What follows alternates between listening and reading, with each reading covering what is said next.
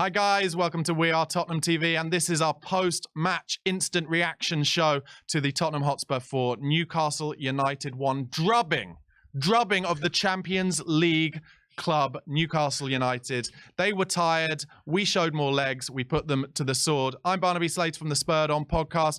I'm here with Marlon from SouthviewCoys. Marlon, initial thoughts after that win? I think I was probably the only man who supported Tottenham that was confident about today. You were from the start. I said from the get-go, for me, there was a lot of things against Newcastle more than they were against us. And when I saw the changes as well, I saw what Ange was trying to do. Do you know what? And that's the thing. I think Ange plays a very important part in this, because not only does he bring Richarlison in, right? And I thought, when I saw that, why is he playing Richarlison on the left? But actually to swap them over. And I think that was key. And having Sarr back in the middle was absolutely masterclass. Completely agree. How big, we'll get on to Sarr, how big could it be for our season that Richarlison has now scored a couple of goals and enables Ange to have that choice as to whether to play him on the left or the centre, rather than just being on the left or on the subs bench? Look, I'm not going to get carried away with Richarlison yet, because he needs look, today, brilliant. Actually, for him today, he's come in, done well. There's a few bits and pieces I still think he needs to work on, right? But because of the way Newcastle were today and the way he was holding it up, he was playing it through, and he had a slight connection with Kulusevski, right? But he does score the 2 goals, which is the most important thing. He needs to carry this on. If he can carry it on, I want him to shut not me up. I want him to shut up all the Spurs fan base and get to a point where we're going. Richarlison needs to play up top. Richarlison needs to play up top, right? But the problem is, if he comes into the next game and he starts doing kick-ups and showing off like he did last year against West, we don't want that. Just put the ball in the back of the net and we'll be happy with you. So for him, he's got to carry it on. It's a bit like you used earlier, the Ryan Sessions situation. They've just got to carry the momentum on. And if they can do that, all good. Yeah. But I don't know if I can see it. I don't know if you can see it. I think, do you know what? I've said this, I'm a bit more of a half glass full person, and I think there is a player there. I think a lot of the chances that he's missed this season have been like outside of the post, 1 inch here, 1 inch there.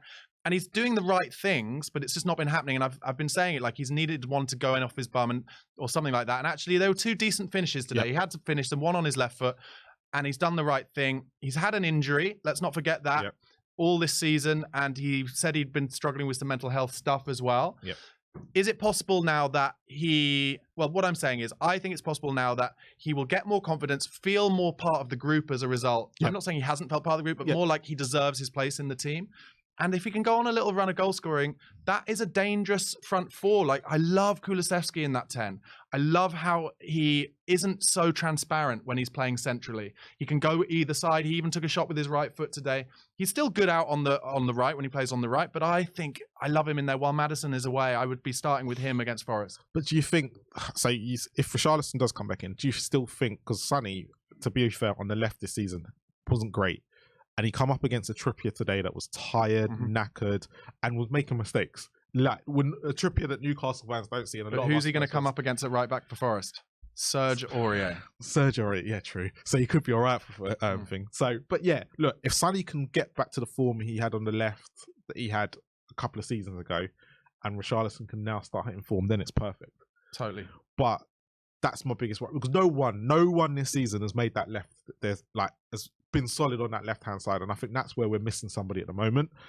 But today, if that is our front 3, Johnson, we'll get to him in a minute. But but that front 3 today will be able to score chances, get it in the back of the net, and that's all we need from the 3 of them.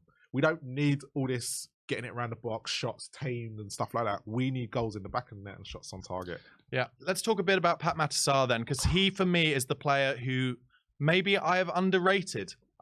He's played brilliantly this season, and I would never say he hasn't played brilliantly, but I kind of feel like he's been more like a link man, and maybe I've been underrating how important he has been to allow the other players to be at their best. I thought he gave a 9 out of 10 performance today. He was given a huge standing ovation as he went off, and I think he might be a shoe-in for like one of the first names on the team sheet now. For me, I've been a fan of Sarr. I've been a fan of Sarr since last year. I just thought that he was quite unlucky because he was in this defensive system, and I don't think it was Conte was never for him. Nor was, like, all the managers we've had have not been for him. And then I saw him in pre-season with Ange, and I thought, ooh, you've got something here. But Skip was ahead of him. Yeah. And then after that Brentford game, I was like, no, Sarr needs to be in there. But what has been the big key thing with Sarr is him and Basuma. Their partnership. Because everyone's talking about, Maddison's been out and this, that, and the other. But actually, Sarr and Basuma are so important to be playing together. And we could see today how Newcastle actually in the second half just saw what those two were causing and went, actually, we need to get it out wide and double up. Yeah. Let's stop putting it in the midfield because Gomeres and Joe Linton and Miley were getting no joy from the three of them, right? Because that's how well they were integrating in that midfield. But Sarr, his energy, the way he gets on the ball, where his positional sense, and I think that's very key into this whole thing. Where he picks up certain positions helps his whole system out. And some of his touches, his 1-2s with all the players, and the way he gets him and Porro on that right hand side. Completely agree. It was just it was great to watch, and it was like you could tell Porro's more comfortable. You could tell Basuma's more comfortable. Yeah, and Johnson as well. He made Johnson play better because of that Porro, Sarr, Johnson axis. We're going to go on to talk about Johnson. Then I think it's almost like put to bed that he should play on the right rather than the left. Obviously, he's one of those players, like if you're playing Football Manager, he can play both sides. We know that. But he's clearly not as confident on the left as he is on the right. No, and the thing is with Brendan Johnson, like I said today was going to be because you weren't playing against the left back anyway. So and he loves running in behind and everything like that. So this sort of game was going to be very, very vital for him to play there. But then you get a game against like Manchester City where the last time he puts that crossing on the left hand side. True. So it's Ange picking when he needs to be on the right and when he needs to be on the left. And for me, I think he needs to start on the right. And if the game's not going very well, move him over to the left. He's one of them interchangeable characters. But he done played so well. Livramento didn't get a sniff. No. He suffered. Highly rated Livramento as well. He's had a good start to his Newcastle career. Really good at left back as well because like Newcastle fans were singing his praises, and I said if we can just get Brendan Johnson to play behind him, no matter what position you play, if you're playing on your wrong side and that's happening, you're having to go with your your left foot and he's right footed. You're not going to be able to cope. And with Brendan Johnson, he got a lot of joy on that right hand side. And it's really quite funny because I thought that's where we were going to get our goals today, but we actually got it from Trippier. Yeah. Being Trippier. So I wonder whether we had our first bit of luck in quite a long time today, because I think there was a possibility there, especially seeing it in full speed, that the ref might have just whipped out a red card for Romero in that second half. And I think if he had whipped out a red card, it wouldn't have been overturned because it is, I think, a reckless, out-of-control challenge. So did we get a little bit of luck there? And the ref, as you said during the watch-along, maybe he thought it would be too controversial to have to send him and maybe even Guimaraes off as a result. I think that's what VAR have said. I've said because they've looked at both incidents first before he's made any decision. And I think he's gone to get away with it and you won't get any backlash. You'll have to send off both of them. Don't send off both of them because everyone's going to be talking about VAR. So he's gone, I'm going with your on-field decision. Yeah. And actually, I bet we don't even talk about that. I bet nobody talks. Everyone go, could he have seen red? Yeah. And everyone go, but no one's going to go, but VAR should have intervened. Because there now isn't that possibility because the referee's made the decision. You've got what you wanted, and they've got the referee's decision on the pitch. Okay, he didn't see the headbutt, right? So again, it's a bit of a strange one. So I think he's gone keep both on the pitch, and think if that Gomeres thing doesn't happen, Romero's off. And I would say that is common sense refereeing, not something that you often see.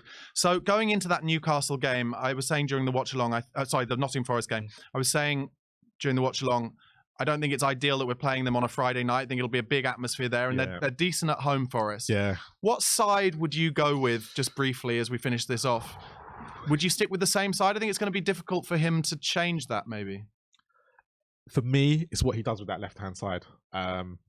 I don't know if I want Son out there, but you can't drop Richarlison after 2 goals today. Son made 2 goals as well. Yeah, but I think that was more down to who he was playing against, and I think you ain't going to come up against a tired Aurier. Yes, he makes mistakes, and whoever plays right back for them, you're not going to come up against the same caliber as like Trippier's played 5 games in a row. He had a game on Thursday. He's in the wrong side of his 30s, so Son is going to get the best of him, but. You maybe have to. You probably will have to go with that, and then if it's not working, change it. But would you stay with Decky in the 10 and Gio on the bench? Decky has to stay in the 10. Yeah. Decky has. That's the thing. I'm not taking Decky out of that number 10. Stick Decky in the 10. Leave Gio on the bench. He's proved today that it can be done. Even though I think Gio's probably more suited to away from home than he is at home. Just after that Man City game, but I'd probably go with the same, and then tweak it if Ange needs to on Friday. It's yeah, you kind of have to look at that and go, that's what's got me out of trouble. Yeah. Let me stick with it. Brilliant, Marlon. Thanks so much. Guys, thank you so much for watching. Let us know in the comments below what team you would pick for the Nottingham Forest away game on Friday. Come and give us a follow where we make our content. I'm at Barnaby Slater _ on YouTube, where I do a daily Spurred On podcast. And also, if you listen to podcasts on Spotify or Apple Podcasts, give me a follow or subscribe there. Marlon is available at SouthviewCoys, where he and Ash Matic make some amazing content. Please do check them out. The handle is in the description box. And of course, subscribe to We Are Tottenham TV, press the bell button, and we will be back with our post-match fan show in about 10-15 minutes time, where you guys can call in and we'll talk to you about that huge 4-1 win for Spurs, getting our season back on track. Come on, you Spurs. Come on, you Spurs.